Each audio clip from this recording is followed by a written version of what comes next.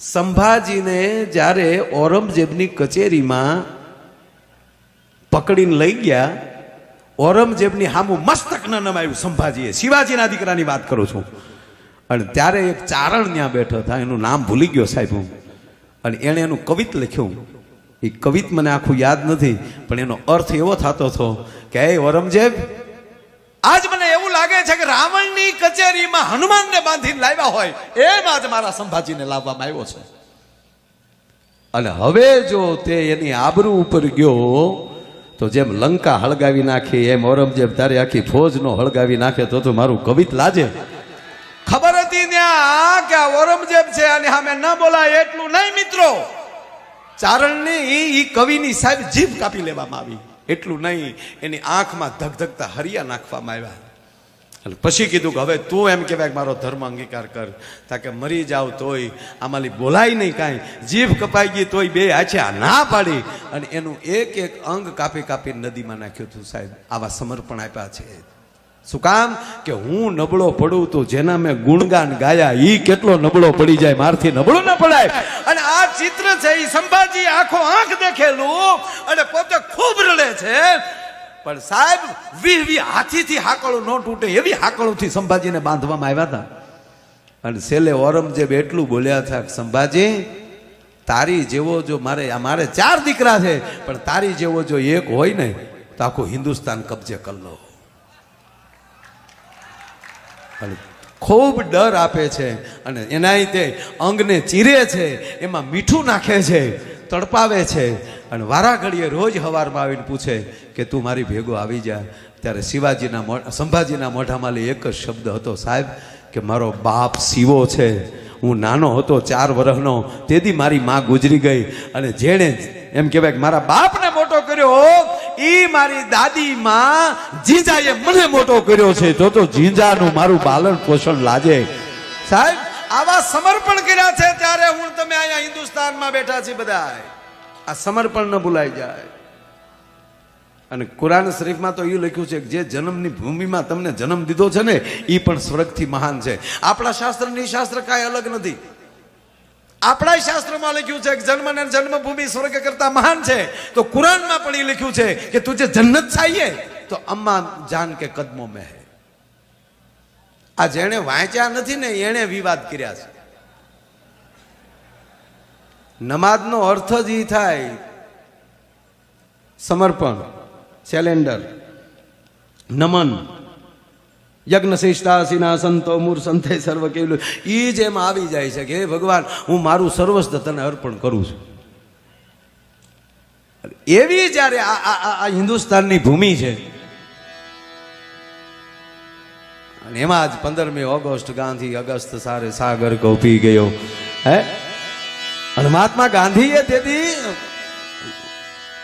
આ દેશને જેથી એમ કહેવાય કે આપણા રાષ્ટ્રપિતા એ ઘોષિત થયા. અને ત્યારે કવિ કાગે કે એવો ધીમો રે ફેરવજે ગાંધી જાગડો,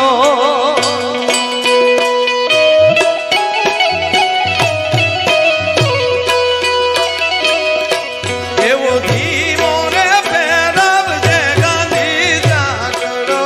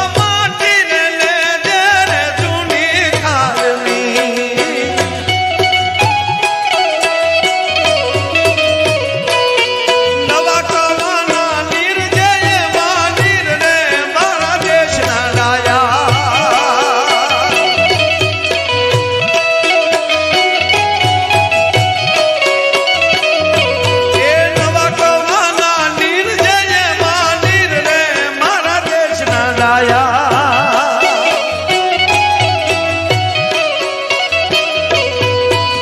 એ તું તો ધીમો રે ફેરવજે ગાંધી ચાકડો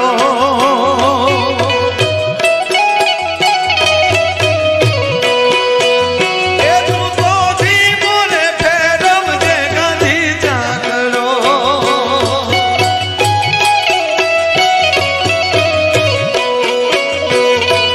એ ખડજે રે ગોળા ને ખડજે માટલા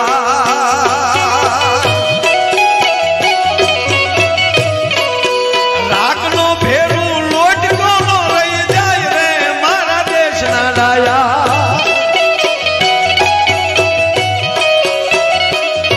હું તો ધીમો રે ફેરવજે ગાંધી ચાકડો એવો ધીમો રે ફેરવજે ગાંધી ચાકડો એવો ધીમો રે ફેરવજે ગાંધી ચાકડો એવા ધીમો રે ફેરવજે ગાંધી મહાત્મા ગાંધીને કવિતા લખીને મોકલી કાક બાપુએ આ પુરાવાનો જૂનો સાંકડો છે ધીમે ફેરવજે આ નવા માણસોના હાથમાં દેશો ગુલાબના ફૂલ જ ખિસ્સામાં રાખતા આવડે છે બાકી દેશનું શું થાય ને ખબર નથી સાહેબ ઈ મારે નામ નથી લેવું આજે એ વડાપ્રધાને આપણે એમ કહેવાય ગયો મા બાપ વગેરેના કરી નાખ્યા રાકા આપણો બાપ કૈલાસ ચીનને આપી દીધો ને આપણી માં હિંગળા પાકિસ્તાનને આપી દીધી સાહેબ એટલી જગ્યા નજીક રાખ્યો તો હું એના બાપુજીનો વ્યૂ જાતો હતો પણ મારો કહેવાનો અર્થ એટલે ઠપકો આપ્યો કવિ કાગે કે દૂધ મહાત્મા ગાંધી આ ચાકડો ધીમો ફેરવજે અને માટી લેજે જૂની ખાડની આના સંસ્કાર જૂના રહેવા દેજે પણ નવા કવાના રેડજે એમાં નીર કારણ કે એમાં એ નવું સંશોધન કરજો પણ હવે મજા એ છે સાહેબ ઘડજે ગોળા ઘડજે માટલા ગોળા એટલે સંસદ સભ્યો માટલા એટલે ધારાસભ્યો એટલે એમાં અર્થ ઈ જ છો ને અને રાખનો ભેરું લોટક્યો ન રહી જાય મારો નગરપાલિકાનો પ્રમુખ તાલુકા પ્રમુખ જિલ્લા પ્રમુખ એ રાખના ભેરું રોજ માણા એ રહેવા વાળા